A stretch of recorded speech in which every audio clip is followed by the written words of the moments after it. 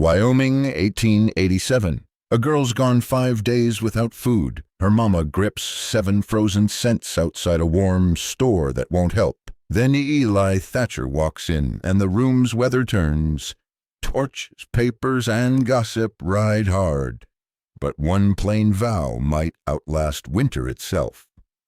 Wind came down the valley like a team with the bit between its teeth, shouldering snow along Main Street and rattling the loose tin on Prue Hanley's awning. Clara Mae Dawson tucked Wren tighter under her coat and counted her money again in a cracked palm. 1, 2, 3, 4, 5, 6, 7. 7 cents, cold as shot, useless as a dry well when a child's belly cried empty. Wren didn't cry now. That scared Clara more than the wind. The little girl's head lolled into the hollow of her mother's shoulder. Love this tale? Hit like, share, and subscribe to keep the West wild. Breath thin and slow, lips pale and sticky. 5 days since a real bite. A few scraps yesterday, if you could call them that. Stale biscuit she'd softened with melted snow and pretended was soup. It had fooled Wren for 2 swallows, and then not at all.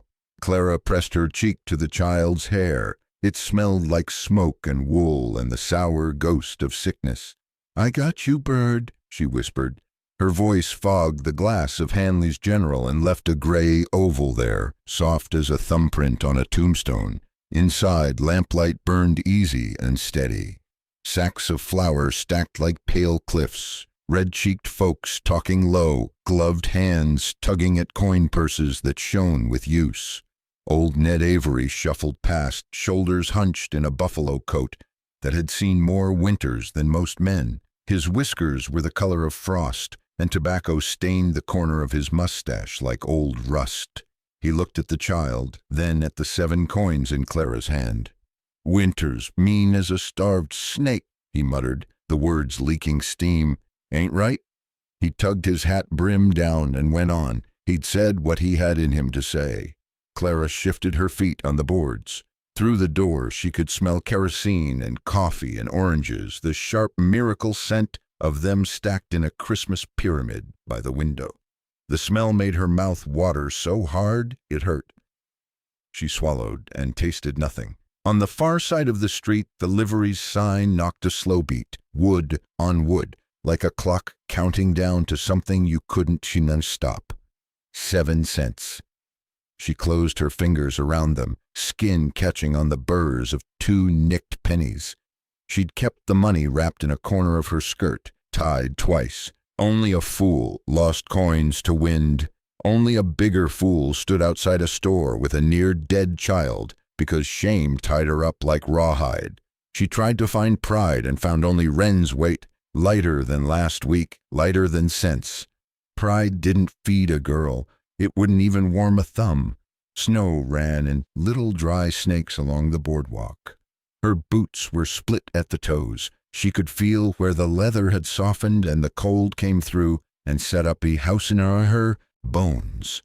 Wren stirred against her, not much, just a small seeking of the face, lips parting as if there might be milk in the air. Clara looked up at the painted letters, Hanleys. She had cleaned Prue Hanley's back room once months ago before the worst of it. Prue had paid fair. Prue had also said, gentle and sharp together, that charity turned a good town sour. Folks had to pull their own weight or get out from under. Maybe that was true. Maybe it was a kind of truth that kept some people safe and other people out in the weather. The door glass showed her a weak woman with windburned cheeks and a child bundled in a coat that wasn't a coat any more so much as a suggestion. It showed a mouth set tight. It showed eyes that had cried all they meant to and then stopped. Clara smoothed Wren's hair and pinched color into the child's cheek, a foolish little trick that never fooled anybody. "Bird," she said, barely sound. "We're going inside." "Mind your manners." She set her shoulder under the weight of the door. The iron latch was slick with cold, bit into her palm, made the bones feel made of tin. She thought of the last crust of bread, the last thin fire, the last day, She'd told herself it would turn, and how none of those lasts had been the last after all. Only this one would be. Either she walked through that door, or winter did. Another gust came down the street, mean and straight, and lifted the hem of her dress like a rude hand. She caught it, tucked it, tightened her hold on Wren. Old Ned had turned at the corner and was watching her from the lee of a stack of cordwood, his eyes small and worried in all that frost-white hair. He tipped his chin once. It wasn't much. It was enough. Clara drew a breath that scraped. She pressed her 7 cents flat on her sweating palm so they wouldn't stick to the skin when she had to show them. She put her hip to the wood, leaned and pushed. The door moved. The bell above it gave a bright little jangle in that hard morning, quick and sharp as a knife nick. Then the warm air came out to meet them. Heat met them like a wall and stole Clara's breath. Her face prickled where the cold let go. The store smelled of kerosene, coffee, and oranges stacked in a neat pyramid that threw back lamplight like little suns. A boy with a peppermint stick paused mid-lick to stare. Talk went on, then thinned, then found its way to a hush that wasn't kind. Prue Hanley looked up from her ledger. She wore a dark dress tight at the neck, pencils stuck behind one ear, eyes small and quick as a sparrow's. "Doors," she said, without looking at Clara, and one of the men by the stove eased it shut, cutting off the winter's whistle. Clara stepped to the counter, hip to it to keep from swaying. Wren's weight dragged down her arms. The child's legs were 2 warm sticks against her ribs, but the rest of her felt too light. "Ma'am," Clara said, and the word rasped. She set the coins down one by one so they'd make a proper sound. "Copper on oak, 7 cents. I can pay for stale bread, or sweepings, I'll work off the rest." Prue's mouth pinched, not mean so much as tidy.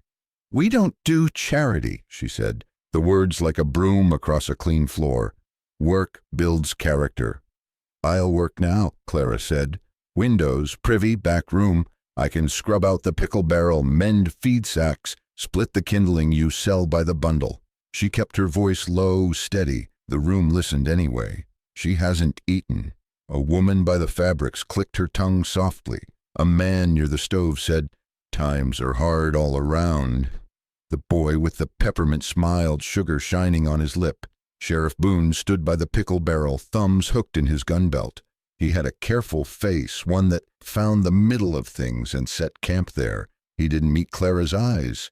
"There's the church," he said after a moment, not quite to her. "Sister Agnes keeps a list.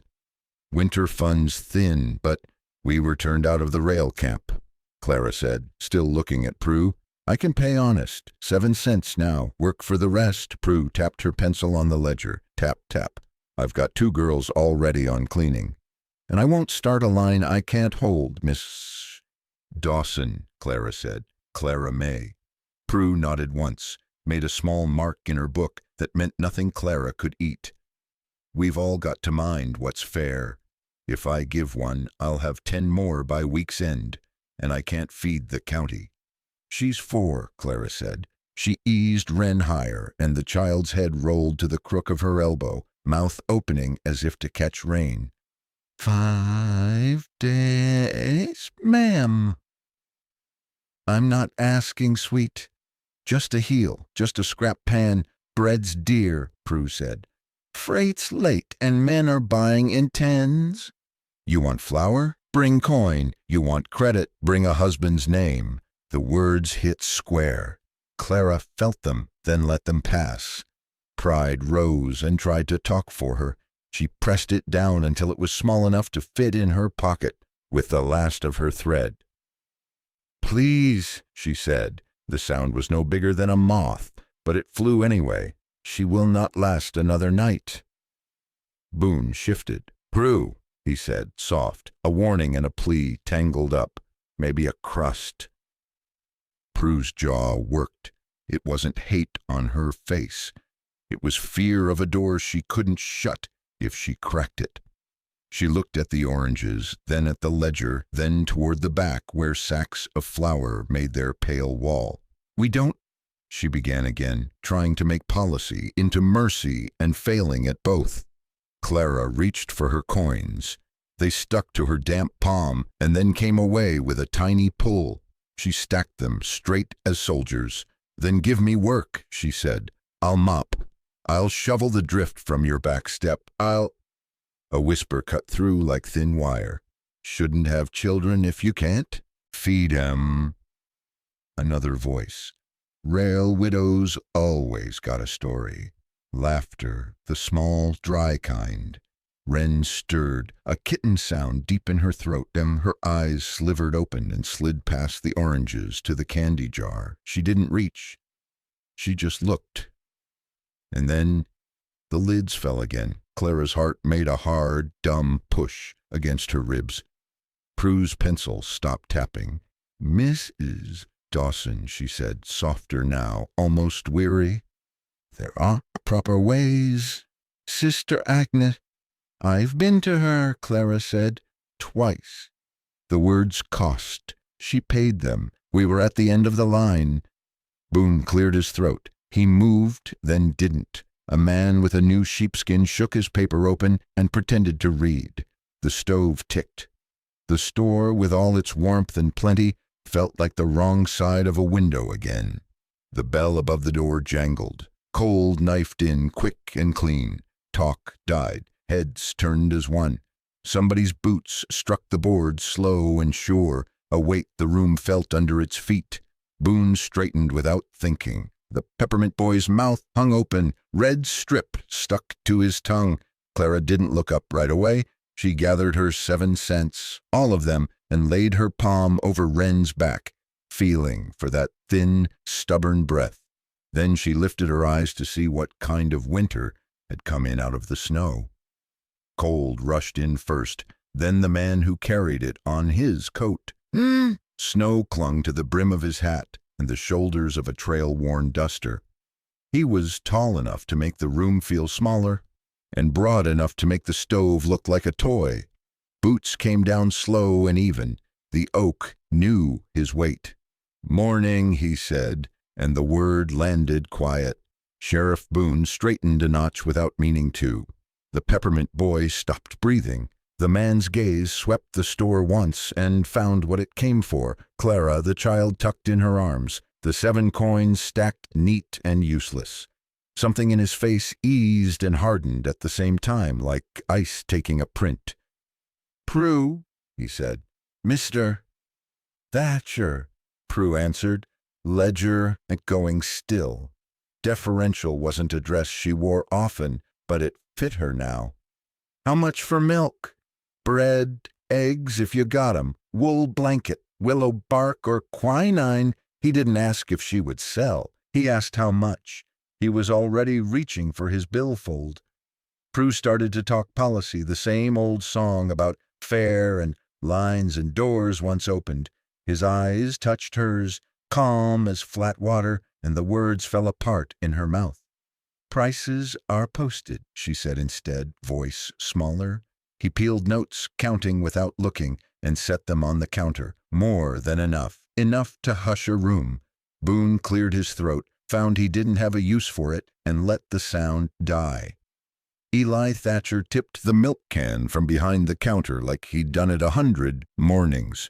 He poured into a clean bottle till it steamed under the lamplight, brought the bottle to his wrist, and turned it. A second. Testing. Then he crossed to Clara with that same unhurried weight and held the bottle out. "Let the little one drink first," he said. Clara shifted Wren up, hand under her neck, mouth near the rubber nipple. For a heartbeat, nothing happened. Then a small pull, another. The sound of milk moving was the softest mercy Clara had ever heard.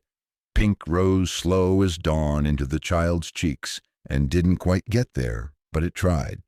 "Slow," Thatcher said, low, "little sips. Belly's got to remember." He turned his head. "Finn," he told the freckled boy by the crates, Prue's runner, "saddle and go find Doc Rourke. Tell him Thatcher's spur. Now the boy nodded so fast the peppermint stick flashed. Then he bolted for the back, the bell on the door yelping as he flew. Prue was already moving, hands quick. Loaf, paper twist of tea, jar of beans, a plug of lye soap, willow bark packet, a small tin of salve.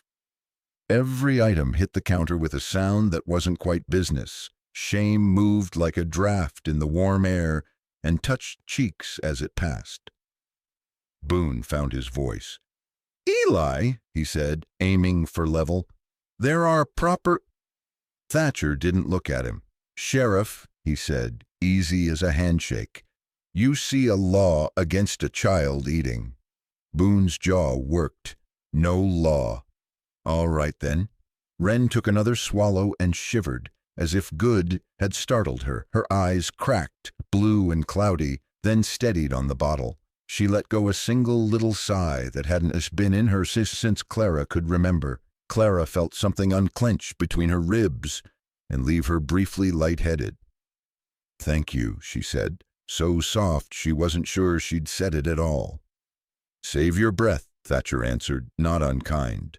He lifted the blanket from the pile Prue had built and wrapped it around mother and child, tucking it at the edges like a man who knew drafts. His hands were big and brown and careful. They smelled faintly of horse and pine pitch. Prue hovered, tallying in her head and not on the page. "Mr. Thatcher, How much?" he said again. Not sharp, just final. She told him. He added more and pushed the stack with 2 fingers. "For when the freight runs thin," he said. "You see a kid about the size of this one. You remember milk first." Prue swallowed once. "Yes, sir." She didn't say sir to men in town. She said it to him. Old Ned had come in with the draft and now stood by the door holding his hat to his chest. "Ain't right. A young'un starvin' in a room smells like oranges," he said to nobody particular. Nobody argued. Thatcher slid the basket off the counter and hooked it in one hand like it weighed less than air. He kept the other hand free to steady Clara's elbow as she turned. It wasn't a claim. It was a brace, offered and easy to refuse. She didn't refuse. "Doc'll meet us," he said. "You'll ride in the warm—" Clara blinked. "Ride where?" "Home," he said, and the word carried 10 miles of snow and a roof at the end of it. "Thatcher's spur." Then, as if he remembered himself, he gentled it. "If you're willing." Wren stopped sucking long enough to whisper a hoarse nothing and went back to the work of living. The peppermint boy was crying now and didn't know what he was. Boone shifted to follow and didn't, his hand falling off his belt. Prue cleared her throat. "Mrs. Dawson," she said to Clara, softer than the ledger ever made her, "there's a heel in back for your pocket." Clara nodded once. Words seemed like something to save for later, like the last stick of kindling. She pressed Wren close, felt that small, stubborn breath push warm against her throat, and stepped toward the door. The bell jangled again. The cold came back and bit, but a different kind of heat went with them. The held breath of a room watching a bad spell break. Outside, the wind still drove the snow down Main, but it sounded less like a threat and more like the world reminding itself to move. They left town between gusts, Thatcher easing Clara up to the wagon seat, tucking the new blanket around her and the child, then swinging the basket in under the seat as if it weighed no more than a thought. He clucked once to the team. The horses leaned into the collar and the traces sang a small, cold music. Snow had drifted into the ruts so deep that Main Street looked like a river gone still. Out past the last false fronts the country opened to a flat that wasn't flat at all, low swells of sage and grass buried under crust, fences humped white, cottonwoods black as old bones against the sky. Wind herded sheets of powder across the ground and stacked them in the lee of every stump and rock. A rider ghosted out from the livery side path and fell in on the near shoulder, poncho dark, hat-bound scarf, black braid peeking under the brim, Rosa Delgado. She touched 2 fingers to her brow at Clara, then let her eyes weigh the whole picture. The child, the blanket, the milk bottle under Clara's elbow, Thatcher's hands on the lines. Judgment didn't show on her face. Competence did. "Road's blown thin by the cut bank," Rosa called through the scarf, voice steady. "Watch your off-wheel." Thatcher's chin dipped. "I got it." The team found the packed line by feel more than sight. Wren dozed in starts, lips sealing, loosening, finding the rubber nipple again like a sailor, finding a line in a rough water. Clara counted the swallows without meaning to. 1, 2, rest, 3. She felt each one like a braid being tied back into place inside her. Her cheeks stung where the store's heat had let go. Fine ice settled in her hairline and melted warm into the skin. She pulled the blanket higher with one hand and kept the other under Wren's small shoulders. "Bird," she breathed when the girl's mouth went slack. "Stay with me." Wren made a kitten sound and sucked again. Thatcher didn't push talk into the cold. When he spoke, it was like setting down a tool where it belonged. "It's 10 miles to the spur," he said. "You'll ride in the house before the worst of the afternoon." Clara nodded, eyes on the road the horses were making.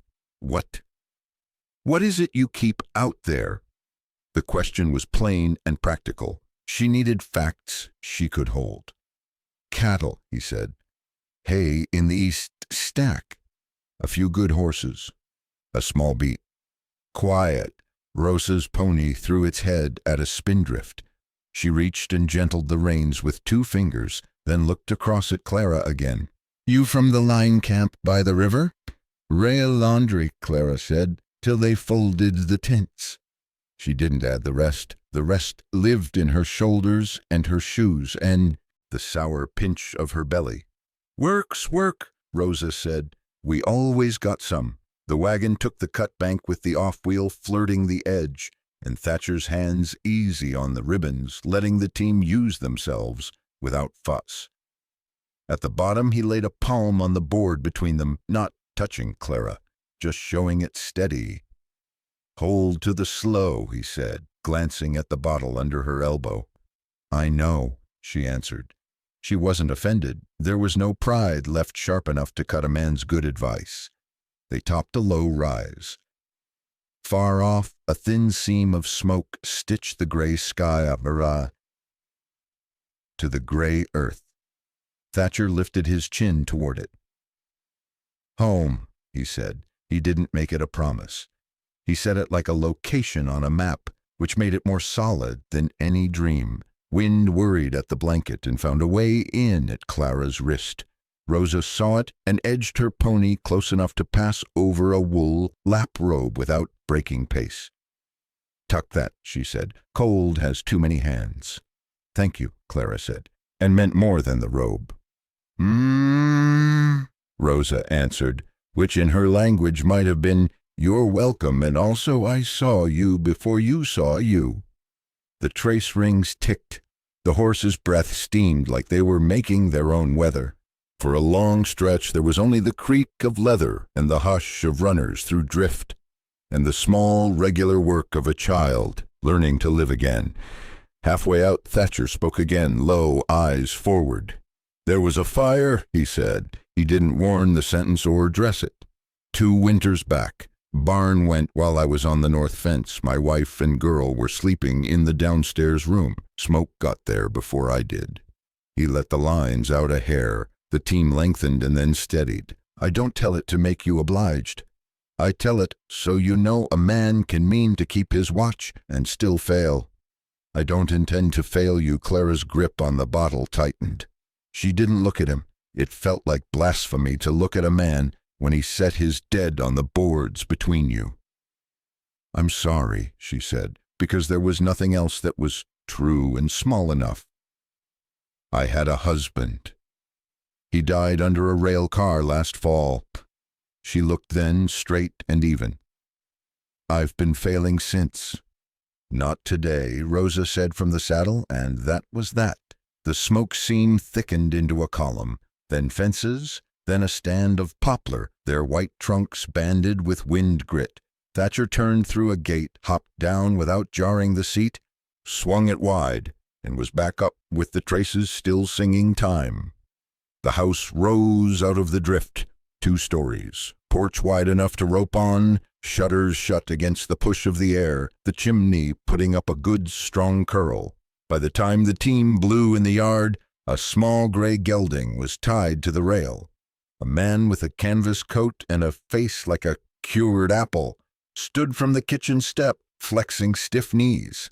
He had his bag already in hand. "Doc," Thatcher said. "Boy said you had a starved one," Doc Rourke answered. His voice was dry as rope. He flicked his eyes over Clara and Wren and saw everything he needed. "Inside. I'll not freeze my stethoscope for you people." It was gruff as kindness gets when it's used to moving its own furniture. Rosa swung down and had the door open before Clara could think about the latch.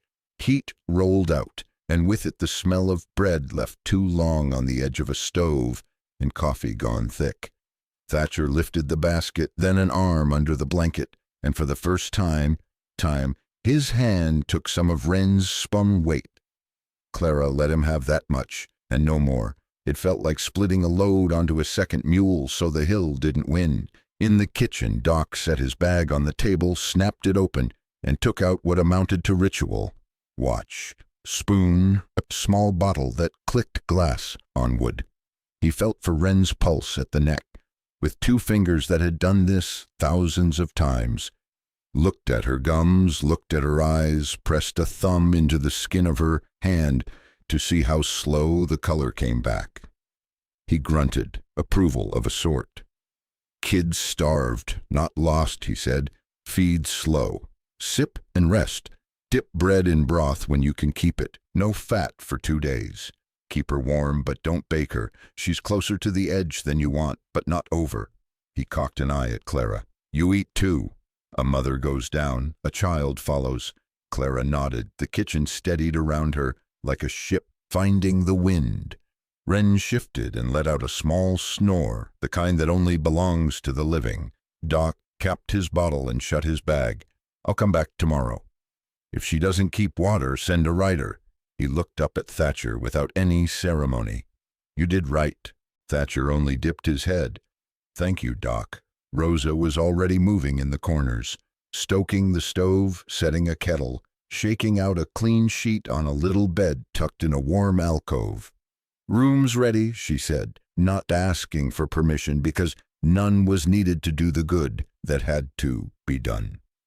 Clara lowered onto a chair because her legs had found out about stopping. Thatcher set the basket on the table and stood a moment with his hat in his hands, like he'd just walked into church by accident. Outside, the wind pawed at the eaves and lost interest. Inside, the kettle began to think about singing. The kettle found its song and filled the kitchen with a soft, steady hiss. Rosa eased a tin basin onto the table and poured in hot water till it steamed like a shallow creek in spring. "Hands first," she said.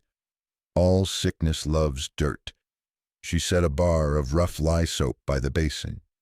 "Go gentle on the little one. Skin's thin as onion." Clara washed Wren's hands the way Doc had taught mothers since forever. Fingers, wrists between, pat dry with a flour sack towel warmed on the oven door. Wren's eyes fluttered at the heat, then settled, the lines at her mouth easing as if a fist inside her had unclenched. Rosa slid a chair close to the stove and spread a clean sheet across it, a throne for small queens. "There," she said, "close to the warm, not in it." Thatcher ladled broth from a pot that had been holding its breath at the back of the hob. It smelled of bones and onion and something green that had hung from the rafters all summer. He tested the spoon's heat on the inside of his wrist, the same way he'd done the milk, and nodded once. He set the bowl down and, without ceremony, bowed his head. "Short," he said, "always short." He didn't close his eyes so much as soften them. "For the ones who are hungry," he said, "and for the ones who can help." That was all. No more words than a man needed to turn a meal into a promise. Clara dipped the corner of day-old bread into the broth and held it to Wren's mouth. The girl opened, took a little, worked it slow. Doc's rules ran through Clara's head like fence posts. Sip and rest, no fat, keep warm, wait. She counted the swallows under her breath. 3, stop. 2, stop. The numbers steadied her hands more than any prayer. Rosa set a second bowl for Clara and a plate with a heel of brown bread cracking at the crust. You too, she said. Mothers fall over first. Clara hesitated, the old habit of giving everything forward rising out of the lean months, like a snake from a woodpile. Rosa clicked her tongue. Eat. It's part of the job here, Clara sipped. Heat went down and bloomed in her chest. Her empty stomach woke like something roused from a coal barn. She took another spoon and another, careful not to chase it. When she looked up, Thatcher was by the door, hat hung on a peg, sleeves shoved to his elbows. He kept his distance as if the floor between them was a river he'd decided not to ford without leave. Rosa wiped her hands on her apron and leaned a hip to the table. Rules, she said, and there was no hardness in it, only the kind of firmness that saves time. You and the girl get the alcove by the stove. Door has a latch inside and a key. You take both. Men don't cross that line, not even to set a pot. If you need something and don't want feet in your room, knock twice and wait. We answer. Clara's fingers found the key where it lay on the folded quilt. It was big and iron and honest. She closed her fist and felt its weight. Thank you, she said, and the words didn't feel small for once. Second, Rosa went on, if you eat here, you work here when Doc says you're ready. We're short hands since the blow last week took the east fence. Might be kitchen, might be mending, might be feeding a stallion that bites everyone but little girls. The corner of her mouth tipped. Pays fair. Sleeps warm, Clara nodded. I can sew clean and straight. I know soap and starch, tack and coarse thread. She looked down not out of shame, but to remember what she had left to offer. I can keep bread from burning if there's any to bake. We got flour enough to try. Rosa gestured at the stove. You'll start with easy. Today you eat and sleep. Tomorrow we choose. Thatcher spoke without moving from the door. There's a bolt on the back porch, he said. Hinges stick in cold. You won't hear it after midnight because the wind rides the eaves then. Don't worry it. The dogs mind what's theirs. Clara turned toward him. I'm not afraid of your house, she said. It came out plain, no tremble. He tipped his head, accepting the gift of trust like a man receives water on a dry ridge. Good. Wren had finished her careful bit and sank against the chair's back, lashes dark on skin that had a hint of life under it now. Clara dipped another corner of bread and brought it up, but the girl's mouth stayed closed. Enough, Clara whispered. You did good, bird. She set the bowl away and wiped Wren's lip with the towel's clean edge. Rosa lifted the quilt and shook it so it fell with a sigh. Let's bed her down in the alcove. Stove'll keep the chill out of the floor. She slid an arm under Wren's knees with a tenderness that made Clara's throat tighten. Thatcher stepped aside, giving them a clear path and a long breath of space. The little room smelled of sun from old summers, sage stuffed in a muslin bag, dried mint hung by a string, cedar shavings in a tin under the bed. The window wore frost ferns in the corners, and a rag rug waited beside the frame. Rosa tucked Wren in, set a stone bottle warm from the oven by her feet, and placed the key on the sill where a mother's eye would land first. Clara stood a long minute and watched her child's chest rise and fall, the rhythm evening into something a person could build a day around. She didn't realize tears had gathered until one fell and struck the quilt and vanished like it had never been. Back in the kitchen, Rosa handed her a cup of weak tea and a slice of apple dried sweet as memory. Routine, she said. It's how we make a winter less mean.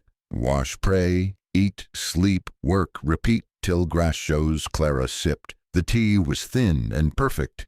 Outside, wind banged the porch rail once and moved on. Inside, dishes chimed softly under Rosa's quick hands. Thatcher fetched more wood, stacked it neat, and left his gloves standing to dry, fingers splayed like a man warming his hands by proxy. Wren stirred in the alcove and turned toward the wall, the way children do when they decide to stay. Her voice came out small and hoarse, riding the edge of sleep. "It's good, Mama." Clara's knees went weak. She caught the edge of the table and let the words settle into her bones the way heat settles into a kitchen after the door shuts. "It's good," she said back, too low for anyone but a child and a house to hear. Morning came in thin and clean, a gray light that made the frost on the windows shine like ground glass. Rosa's routine moved the house before the sun did. Stove fed, kettle on, door propped a finger wide to let the night air out. Clara rose with it, bones still empty but steadier, and washed in the tin basin until her cheeks stung pink. Wren slept hard in the alcove, one hand flung over the quilt, the small snore of a child who'd found a harbor. "Easy day," Rosa said, tying on her apron like a flag of truce with winter. "Doc's orders. Sit, work, not stand work." Clara nodded. She set to mending the harness that had rubbed raw where a buckle tongue had gone mean. The leather's smell, animal and oil and dusted salt, filled her nose, real as bread. She ran coarse thread through with a palm stone for wax, stitches straight as fence wire. It felt good to make a line hold. Across the table, Eli rolled a sliver of pine in his hands and set a whittling knife to it. Shavings curled soft and pale, drifting to the floor like tame snow. He didn't talk. The sound of blade in wood spoke plenty, work being turned into something a child could name. A head appeared, then a shoulder, then the long slope of a skirt. He paused now and then to sight down the figure as if it were a rifle he meant to trust. "You carve much?" Clara asked, eyes on her stitching. "When hands won't quit moving," he said.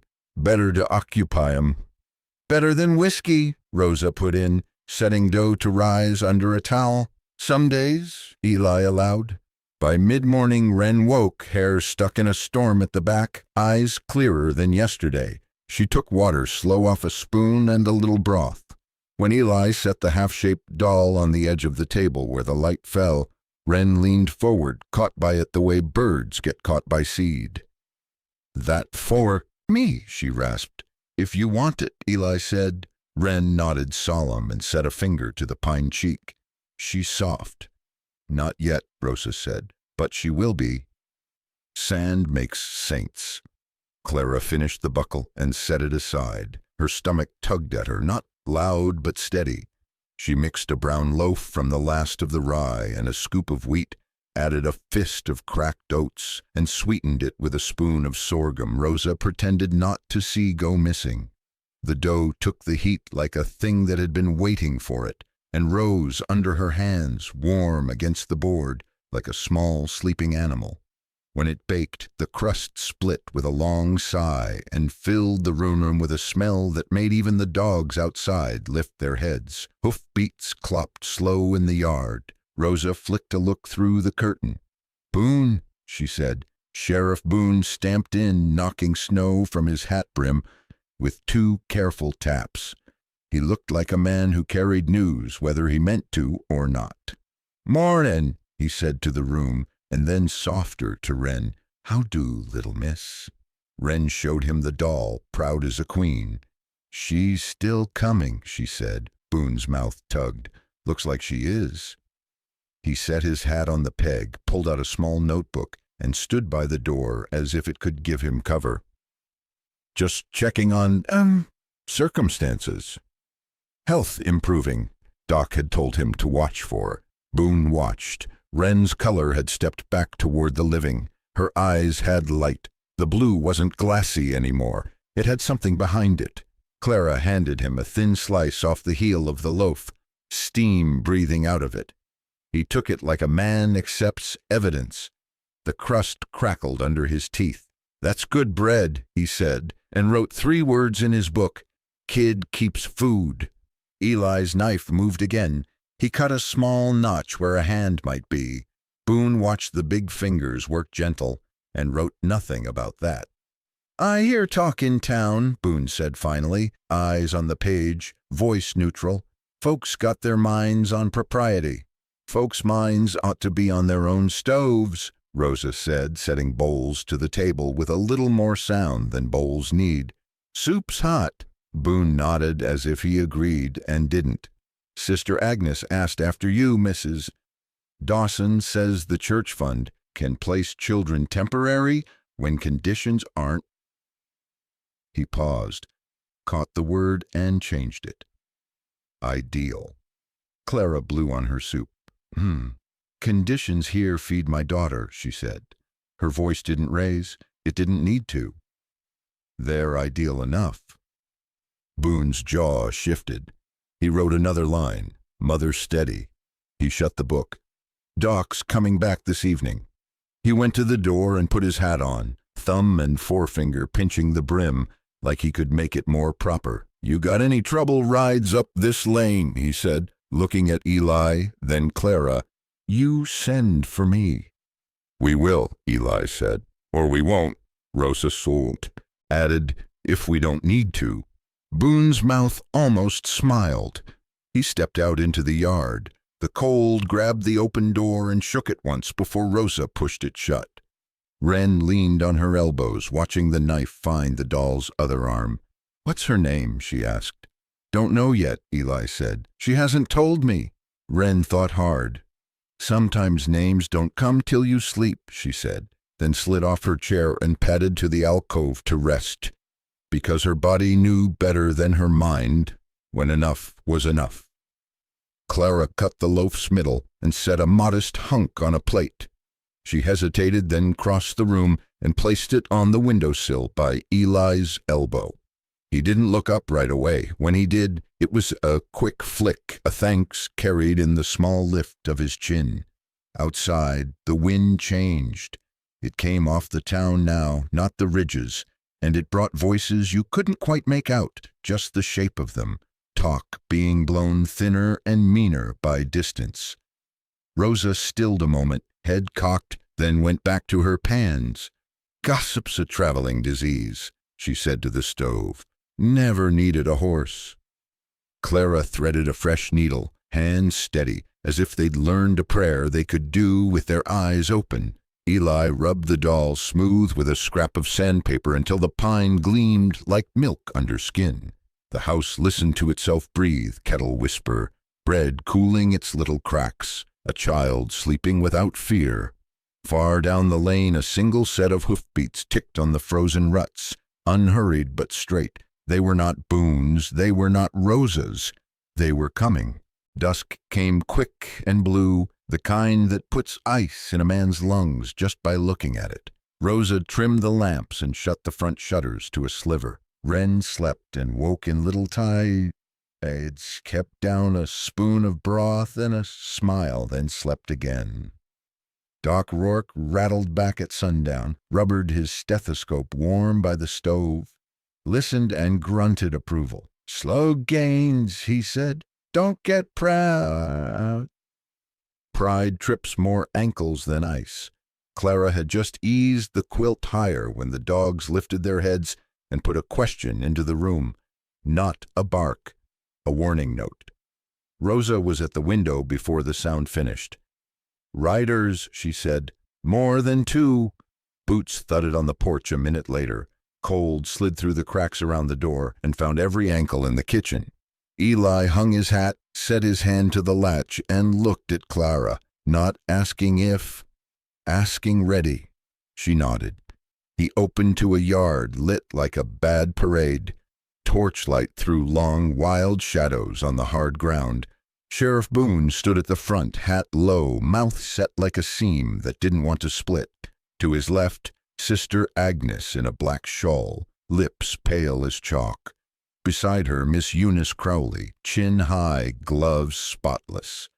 Prue Hanley held a lantern in one hand and something like regret in the other.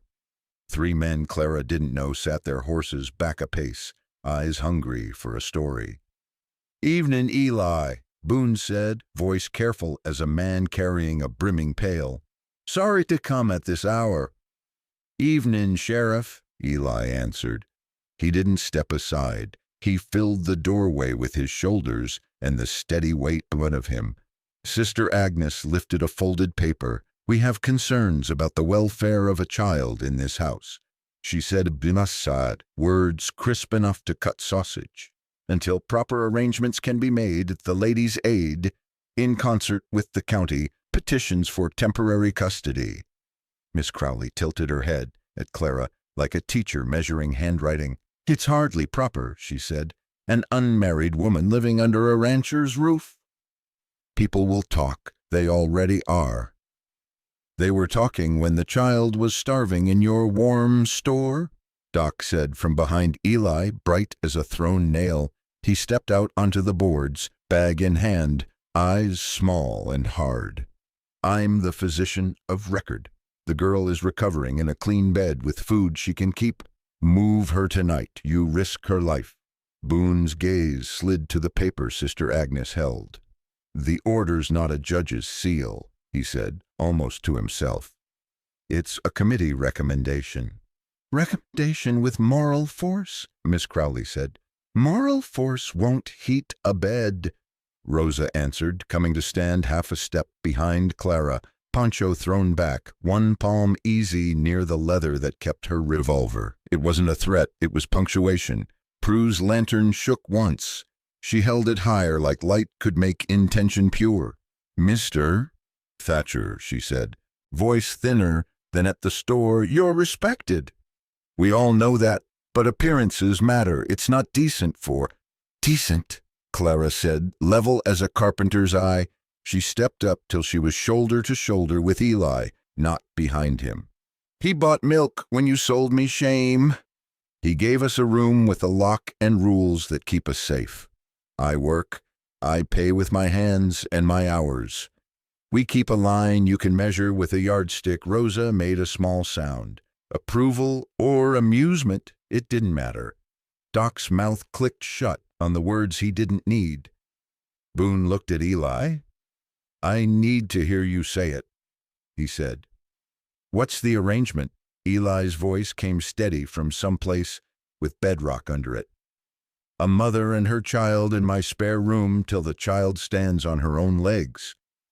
The mother works for her keep when she's able. Door's got a key. It ain't mine. You want more words? I haven't got 'em." Something eased in Boone's shoulders that hadn't eased since he rode up. He nodded once, and the nod said, "I hear you and maybe more." Sister Agnes's mouth thinned to a winter road. "Intentions are wind," she said. "We require propriety. Think of the girl's reputation later." "Later only exists if she makes it through now," Doc snapped. "You want a corpse with proper papers or a live child with soup?" Prue flinched at the word corpse. Maybe she saw the oranges stacked neat in her store and the way a 4-year-old had looked at them without reaching. Maybe not. She drew a breath and chose the meaner road. "We all remember," she said, brighter now with righteousness. "What happened in your barn, Mr. Thatcher? A man can't keep watch forever." The words landed like iron on bone. Eli seemed to give an inch to an invisible weight. His hand found the door frame. He stayed standing, but the kitchen felt him sway. Firelight found the old lines around his eyes and dug them deeper. Clara felt the sad in him like the floor settling under a load. Anger came up clean and hot. She stepped forward so the torches put her face in their light and showed the windburn and the not yet eaten and the iron key in her fist. "You don't get to throw his dead at him to make yourself feel tall," she said. "Not while my child breathes, because he refused to let shame talk louder than hunger."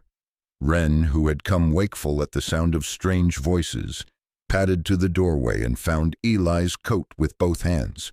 She tipped her head back, eyes big, voice rough with sleep and the scrape of days. "Big man," she said, "don't let him take me." It wasn't loud. It was a small prayer in a big night. It moved more weight than the paper in Sister Agnes's hand. Boone looked down at the boards, then up at the child, then at Clara, then at Eli. In the middle of him shifted toward sense. Miss Crowley tried to rally. "We're thinking of her future." "Her future's got a morning in it if she—" "Sleeps here," Doc said. "You want a signature? I'll write one that says so." Rosa took one slow step forward, so the porch board creaked. The men at the edge of the yard sat up straighter. She didn't touch her gun. She didn't have to. "We run this place clean," she said. "You want to argue cleanliness, bring soap." Boone lifted a palm to quiet the back line. He reached for the paper Sister Agnes held and slid it into his coat without looking at it again. "I'll take responsibility for tonight," he said, the words coming out like a man laying a bet he meant to cover. He faced Eli. "But this can't hang in the wind. Folks will keep talking. You got to fix it, or they will." Eli's eyes were on Wren's fingers, knotted in his coat.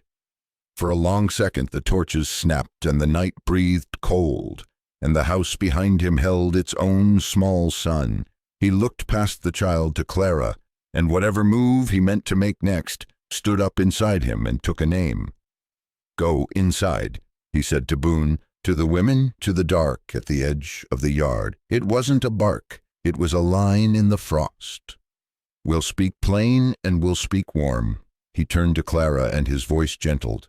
"Come with me." To Wren, softer still. "Stay by Doc." They went back through the door, leaving torchlight smeared on the snow, the porch board still humming with the weight of judgment. In the kitchen, the lamplight took them in, and the cold stayed where it belonged, out on the stoop with the talk.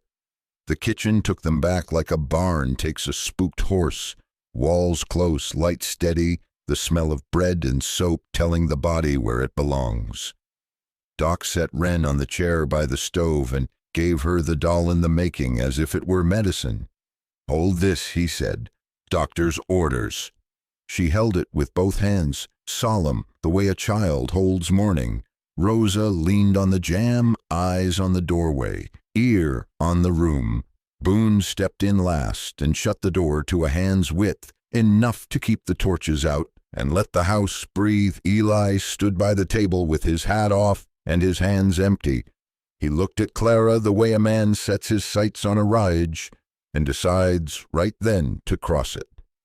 No hero talk, no polish, just the truth he'd hauled up the hill. "I won't let them name what's in this house," he said, "but I won't put you under my roof on talk alone. If you want it." He paused as if the word had weight. "Your family." Clara felt it land. It didn't ring like rescue. It thudded like a stake-driven square. She swallowed. The key lay cold in her palm, iron, honest, all the rules Rosa had set humming in its teeth. "I won't be anyone's owing," she said, voice low. "Not pity. Not payback for ghosts. Not pity," Eli said. He reached into his coat and brought out a small square of velvet, rubbed thin at the corners. "My mother's ring. I've carried it 3 days and argued with it." All the while, the hinge creaked. Inside lay a plain band with a modest stone that caught lamplight and gave it back without showing off. "I don't need the town to bless it. I need you." To Rosa's mouth softened. Doc coughed into his fist, which for him was a hymn. Clara didn't move right away. Wind tried the door and failed. Words queued up, and none of them were big enough. So she reached for the ones that were true. "If I say yes," she said, "we do it clean. Paper. Church, if there's room for a simple vow. Work split fair. My room stays my room till the preacher says different. The girl comes first." Every day Eli nodded at each, like a man agreeing to terms he'd already set for himself. paper. Pastor Kinnear's mark. Your room, yours. His voice eased. The girl first. Boone cleared his throat at the door. I can take a statement of intent to marry, he said, dragging the law into the kitchen like a small, shivering dog. He drew his pencil, flipped open the notebook. Names, witnesses, date. It'll hold till the preacher's hand lands on it. Clara looked to Rosa. Would you stand for me? Rosa straightened like she'd been asked to carry a flag into a quiet war. I will. Doc? Clara asked. Doc tapped his bag. I witness births and deaths, he said. Seems I can witness a start. Clara turned back to Eli. The room pressed quiet around them. Wren's breath clicked soft, steady. The doll's pine face shone like milk under lamplight. Clara held out her left hand, not as a surrender, but as a pact. Then yes, she said. We make a home because we choose to. Eli slid the ring on, his big fingers careful as if he were easing a colt's foot out of wire. It sat plain and right. Heat climbed into Clara's throat and set there like a coal you don't spit out because it's the right kind of burn. Boone wrote in a square, steady hand, Statement of intent to marry, Eli Thatcher and Clara May Dawson, witnessed by Rosa Delgado and Dr. Fergus Rourke this day. He turned the book, and one by one they set their names down. Rosa's letters were a neat march. Doc's were a curt scrawl. Clara's hand shook once, then held. Eli printed like a man who measured posts with a rule. Boone tore the page clean and sanded the ink with a pinch of flour. He folded it careful and set it on the mantel. I'll file it at first light, he said. Town can read the law as well as rumor. Rosa clapped once, quiet but sure. Now we eat, she said, because a house that forgets to celebrate its own decisions goes hungry in ways no soup can fix. She cut the loaf, passed bowls, broke the room back into what keeps people alive. Hot broth, shared salt, the scrape of spoons, a child's whisper to a wooden doll about names that come in sleep. Eli didn't touch the food yet. He stood by the window, a breath, and lifted the shutter a finger's width. Torchlight fuzzed the yard. Voices had turned from iron to tin, sharp, small, already bending. He let the shutter fall and took his seat at the far corner of the table. Distance kept because promises mean more when they honor lines. Clara ate slow and felt the steadiness build in her like a fence going up one post at a time. When she finished, she wiped Wren's mouth and kissed the child's hair and did not flinch at the sight of the ring on her own hand.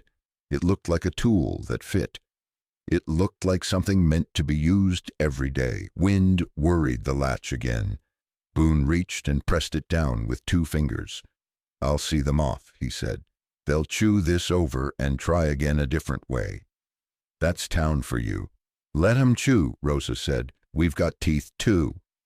Doc stood, clicked his bag shut, and set a palm on Wren's head. Sleep, he told her, and somehow she did, her grip loosening on the doll without losing it. Boone cracked the door to a sliver and slid out into the cold, to walk the torches back down the lane with words and the weight of his coat. The room sighed, a long letting go. Fire settled, china pinged. Somewhere deep in the house old wood popped as it remembered summer. Clara rose to set the bowls to soak. Eli lifted the water pail before she could and carried it to the porch. The door hung open for a heartbeat. Through that thin slice of night came the clean, sure tick, tick, tick of a single horse on frozen ruts. Not a crowd, not a neighbor, a man coming like he owned the road and the papers in his pocket. Rosa's eyes cut to Clara. Shut it, she said, soft. We'll see what kind of weather rides alone. The single horse came on steady, iron on ice. No hurry in it because the rider believed the road belonged to him. Boone was halfway down the lane, seeing the torches off when the man slid out of the dark and reined short at the porch. The dog's hackles lifted and then settled when Rosa murmured a word in Spanish that meant not yet. He was narrow as a fence picket and twice as splintery, hat too new for hard work, coat too thin for sense, jaw shaved mean.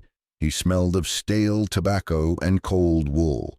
He stepped up without asking and knocked the heel of his glove against the jamb like he owned the timber. "Clara," he called, voice like a file. "It's Harlon Pike." "I've come for the girl." Clara felt Wren stiffen under her hand. Eli took one half step that put his shoulder between the door and the alcove. Rosa moved to the side, giving ground that wasn't ground but a better angle. Doc didn't move at all. He had the way of mountains. Boone came back up the steps, breath smoking. "Evening, Harlon," he said, polite the way winter's polite when it spares your ears and takes your fingers. "Business?" "Blood," Harlon said, flashing papers as if they were a badge. "I'm the child's uncle? Proper guardian by law now that my brother's gone." County clerk signed. "Pastor's aware." He pushed the stack at Boone. "You can read it in the lamplight if you need hand-holding." Boone took the bundle and flipped the top page with a thumb. Not a judge's seal. Clerk's notation. Recommendation. He read anyway because reading slows trouble. "Petition for guardianship," he said, even. "No order." "Clerk says kin's claim stands till a court sets it different," Harlon snapped. "I got a place for her. My wife will make a girl out of her. County pays a stipend for proper keeping, and there's chores she can do instead of idling under some rancher's sentiment." There it was, the meat on his bone. Debt rode his words like a burr under a saddle. Sheep outfit owing feed, note due at spring shearing. Winter counting down. Clara saw it and didn't look away. "You didn't ask after her when the camp folded," she said, voice plain. "You didn't find us in the snow." Harlan's eyes clicked to the ring on her finger and hardened. "You move fast for a widow," he said, smiling without teeth. "Coincidence how fast a man like Thatcher takes a shine to strays." Rosa set a kettle on the table and poured into 2 cups, one for Clara, one she placed deliberately on the corner nearest Harlon. "Tea," she said. "It keeps words from freezing to tongues." He ignored it, which said all it needed to say about his mother's manners and his wife's training. Doc reached into his bag, wrote 2 lines on a pad, tore the sheet with a snap. "Health certificate," he said. "Child is recovering under care here. Removal endangers life. Signed by a man who's put more children back on their feet than you've put lambs on grass." He handed it to Boone, not to Harlon. Boone tucked it with the petition. "I've also got," he said, opening his notebook, "a statement of intent to marry, witnessed and signed." He set the page Rosa and Doc had signed beside Harlan's clerk-stamped petition. The 2 papers looked at each other like dogs sizing rank. Rosa fetched a second paper from the mantel drawer and laid it square. "Notice of marriage pending," she said, the pastor's small purple stamp neat in the corner. "Pastor Kinnear's mark. He'll perform it when the road's passable." Prue Henley's lantern bobbed back into the yard, then, slow as if the light had dragged her conscience. She stood just off the steps, eyes big and wet above her scarf. "Mr. Boone," she said, not quite looking at Clara, "if it eases your book, I'll witness the arrangement. I can swear the child was starving. I should have—" She bit the rest, shame working her jaw. "Write my name?" Boone's pencil moved. "Names take up space. They build walls." He turned to Harlon. "You got a wife who's ready for a child sick, this one was 2 days back? You got a warm bed and a doctor who'll ride out at midnight? Because I'm weighing this with more than blood and clerk ink. I'm weighing what keeps a 4-year-old alive." Harlan's smile went tight. "You overstep, Sheriff." "Law's plain, law's got room for sense," Boone said. "Best interest of the child. He said the 4 words like posts set in hard ground. Harlon shifted tactics. My missus could use the help. Girl that age can carry water, mind lambs. County pays $3 a week to proper guardians. That money belongs with kin. His voice warmed on the number. He'd already spent it in his head. Clara pulled Wren against her hip. The child hid her face and peeked out with one eye. Doll clutched so hard the pine creaked. I'm Mama's, Wren whispered, barely sound. Then to Eli, a breath softer. Don't let him. Eli didn't move. He didn't have to. He was a wall the house had grown around. She eats here. She sleeps warm here. She laughs here, he said, words slow as fence rails laid right. You offer chores and a stipend. Rosa pushed the teacup closer to Harlon so it edged against his paper. Drink before you choke. He slapped the cup aside. Tea climbed the lip and ran in a thin brown river toward Boone's boots. Rosa didn't jump. She put a saucer under the spill and watched it collect. There, she said, even your temper's got a place to sit. Doc's face went flint. You move that child tonight, she'll fail. I'll write it in your file so clean even a clerk can read it. Prue found her voice. Mr. Pike, Harlon. The first name cost her. I saw her at my window. I said no. She swallowed and stood up straighter in the wind. I was wrong. Put my name to keeping her where she's safe. Boone held both stacks, petition, certificates, intent, notice, and weighed them in his hands like 2 sides of meat at the scale. The room waited. The wind rasped a nail in the eave. Somewhere a horse pawed once. The clerk's paper isn't an order, Boone said finally. It's a suggestion from a warm desk. I'm the law that has to live with this when the desk goes cold. On the weight I've got. Health, intent to marry, witnesses, the child's condition. He folded Harlan's petition clean and slid it back across the table. The kid stays. Silence dropped like snow off a branch. Wren exhaled a sound that might have been a laugh if laughter remembered how to be big. Clara let out a breath she'd been holding since before the door opened, and only then felt her knees. Harlan's face pinched to a knot. You'll regret this, he said, looking everywhere but at the small person he'd claimed to want. Come spring, I'll have that judge's seal and a rope on your reputation. Bring your spring, Rosa said. We'll still have soup. Boone slid the folded petition into Harlan's glove. You want to appeal, ride to the county seat. Till then, don't come up this lane after dark. It's not good for a man's luck. Harlan hesitated like pride might keep him planted. Pride lost. He jerked the reins, yanked the horse around, too sharp, and clattered off into the cold, papers crinkling like dry weeds in his pocket. Boone watched him go, then set his hand on the door and breathed once before closing it. File at first light, he said, tapping the statement on the mantel. He met Clara's eyes. It'll read in town by noon. Prue stepped to the threshold, and to Clara, not to the room, said, I'm sorry. The words were small and hard-earned. She lifted her lantern and walked back into the blue. Rosa set the kettle back on and, out of habit, poured a fresh cup to replace the one Harlan had wasted. She set it at Eli's elbow. For the wall, she said. Even stone needs heat. Wren slid down from Clara's hip and went straight to Eli's knee, doll between them. She didn't ask a question this time. She just leaned, a weight as sure as a brand. The stove ticked. Boone rubbed the edge of his book with a thumb and put it away. Doc drew the curtain over the glass to keep the night out where it belonged. Paper lay on the mantel, signed, stamped, ready to meet morning. Inside the little house, breath by breath, a family held.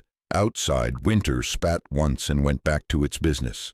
By March, the snow let go in sheets, sliding off the hills with a sound like breath released after too long held. The lane turned to corduroy and then to honest mud. Meadowlarks tested their yellow in the fence lines. Rosa hung blankets on the line, and they snapped like flags in a friendlier wind. Pastor Kinnear opened the church windows to the thaw and set his big Bible where the sun could find it. The service was small, enough to fit in a good coat pocket. Doc Rourke in his Sunday boots. Rosa in a blue ribbon she pretended was nothing. Sheriff Boone clean-shaved and looking like he hoped no one would make a speech of it. Even Prue Hanley came, hat in hand and apology tucked, neat as a pin, into the corner of her eye. Wren wore a cotton dress Clara had cut down from an old curtain and trimmed with 3 brave stitches of yellow. The child's cheeks were no longer glass. They took color like sunrise and held it. She stood between Clara and Eli, a hand in each of theirs, solemn as a judge until a fly bothered the pastor, and she giggled at the way his mustache fought the tickle. The sound scattered the last stiff thing in the room. "Short," Pastor said, grinning at Eli's nod. He spoke 3 truths and 1 promise and set their names together where the sun was warmest. A ring found its home. A kiss found its place. Quiet, sure, no part of it for show. Boone signed the book.